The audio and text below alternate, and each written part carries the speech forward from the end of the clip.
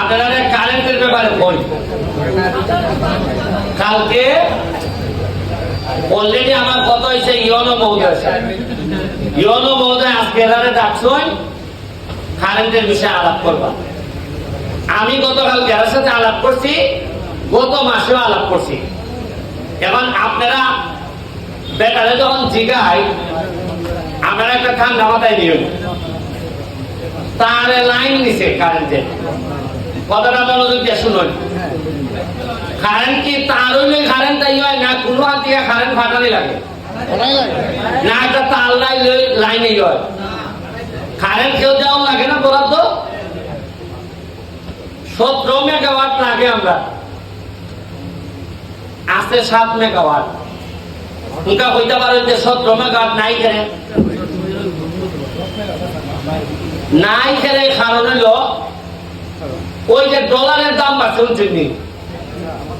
দাম বাড়ার কারণে বিদেশ থেকে যে তেল বা গ্যাস আইনা ফুরাইলে পরে কারেন্ট উৎপন্ন হয়। আপনারা তো আমার শ্বশুর মারা গেছেন পরশুদিন, তাই তো মরে গেছেন, তাই তো শেষ। আমরা তো জানাজা ঘুরে আইছি, আমি তো আমার বাসাতে আইছি সোনারঘাট, তাইনের বাড়ি অভিগঞ্জ। কিন্তু আস্তে আস্তে তার ভাই বোনে আমার ওই আমার শালা সম্বন্ধে তার ভাই বোনা কারণ লেগে বাপ যখন নাই আগে মাইছে মাত্র এক জাত, মুখা মাথে আরেক জাত। বাপ আছেন চেয়ারম্যান হিসাবে ফুলাইলে আদর করতে এক জাত, খালপাত থেকে আমি তার ভাইতেছি যে মাথে আরেক জাত। এর মানে কিটা মানে ঘটনা তো জানাজার সাথে তো কোনো সমস্যা নাই, জানাজা সুন্দর হয়ে হয়েছে, সাইডে খাওয়াইছিল। কিন্তু এর এমনি তার ভাইতেছে আমার ওর বাড়িতে যে কিতা হারাইছে আর প্রতিদিন কিতা কিতা টান লাগতেছে। মুখা ভাওনা দাঁড়াইও খাওয়াইছে যে তোমার বাবার ধরো বাইটা মিটা দেও দেনা ধার যারা আমার ওরে বাইটা এরা কিছু আয় না, খতলা ঝামেলা। কিন্তু ঘটনা তো মাত্র একটা, মারা গেছে, কিন্তু খতলা ঘটনা করতেছে। ওই যে ডলারের দাম বাড়ছে, আপনারা তো ভাবছেন যে ডলার কিতা রে, কলায় আর ডলার আনে ডলার কিতা, আমরা কোনো ডলার চিনি। কিন্তু সরকারের তো ডলার দিয়ে বিদেশ থেকে আনন্দ লাগে। এটা কমতে ওই যে অর্থনৈতিক ওই যে ইউক্রেনের যুদ্ধ, রাশিয়া ওই যে নিউজেও নই, কমতে এটা এমন তাল ধরছে যে আমরা তো মরা শেষ। এই যে অঙ্কা ধরেন আন্দোলন চলতেছে, যে বেটা অ্যাম্বুলেন্স দিয়ে ভাড়ে না যাইতো এবার দেখা যেত হলে মাইছে তো আন্দোলন করতেছে, কোনো আন্দোলন এলাকার অবস্থা তো সে আজকাল কোনো নদী আছে এলাকা গাড়িগুলা চলেনি, যে বেটা গাড়ির উপরে চলে, যে বেটা গাড়ি দিয়ে সারাদিনে 300 রুজি করে, এর আজকা কত রুজি হইব? আজকাল বাজারে কি হইব? এর মানে হইল কি আমরা অনেক সমস্যা আছে, যেটা আপনারা কইলে বোঝানি কঠিন। তবে একটা জিনিস আপনারা বুঝতে চাই যে তোমার এমপি বানাইছি কারেন্ট খেলনে আমি দিবাই দেব। এখন আমি এটা নিয়ে কাজ করতেছি, আমি আবার আরো করার গা আমরা যে বরাদ্দ এর একটা বড় অংশ জায়গা ইন্ডাস্ট্রি, ওনারও জায়গা ইন্ডাস্ট্রি কিটা আছে মাধবপুর, প্রাণ, যমুনা। আপনারা কত লোক চাকরি করে জানেননি? লাখ কানেকের বেশি, 1 লাখের মতো মানুষের বেশি এরা এখানে কাজই করে। বড় অংশ ঠিকানা না দিলে হাজার কোটি টাকা এরা রুজি করতেছে, সরকার দিতেছে। এর আবেদন লাগে, এখন কারেন্টের আবেদন লাগে। আর আমরা পাইতেছি কিটা তাকে তাক করে মানুষ এখানে চাকরি করতেছে। যদি এরা না থাকতো চাকরি পাইলাম আমরা, হাজার লোক গিয়া এখানে চাকরি করতেছে, সুবিধাও পাইতেছি।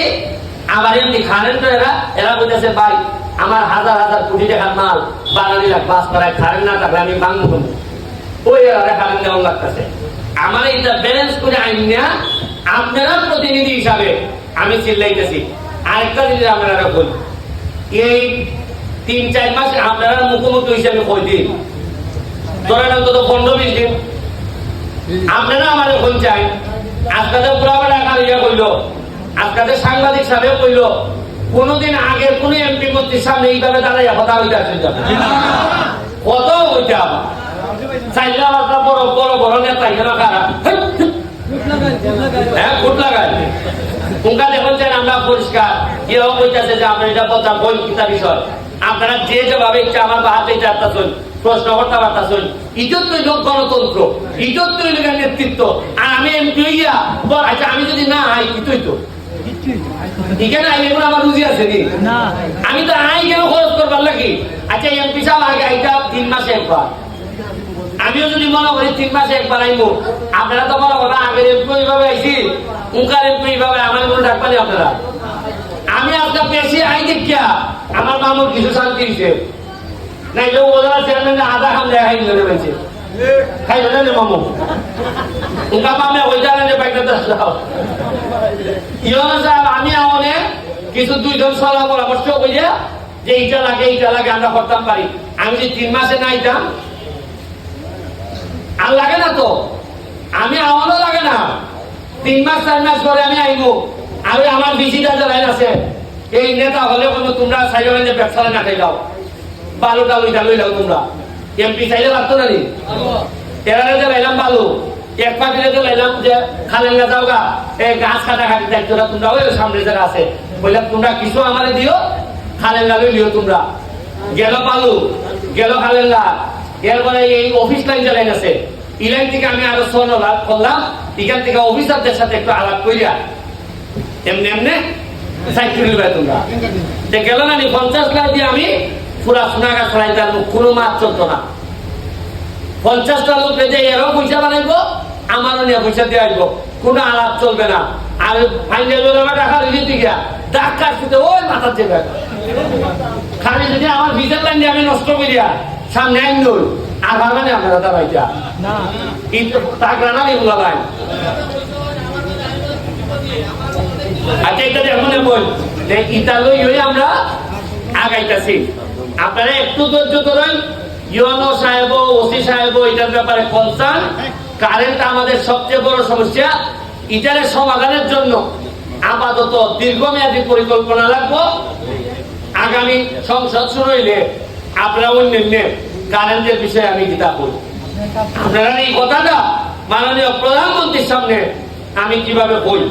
আর এই কোটা আন্দোলনের ঝামেলাটা শেষ হইলে আমি কারেন্টের লাগে প্রয়োজনে আমি মহাসমাবেশ ডাকবো। এই সময় আপনারা দেখবেন আমার বাড়িতে, এই সময় দেখবেন না আমি ডাকলে দেখবেন যে এটা এর মাইয়ে বুঝবো সবাই কি কথা বলছেন নি, আমি মহাসমাবেশ ডাকবো, আপনারা সবাই বা আর শান্তি বজায় রাখার আহ্বান রেখা আজকের মতো বিদায় নিতেছি। জয় বাংলা, জয় বঙ্গবন্ধু।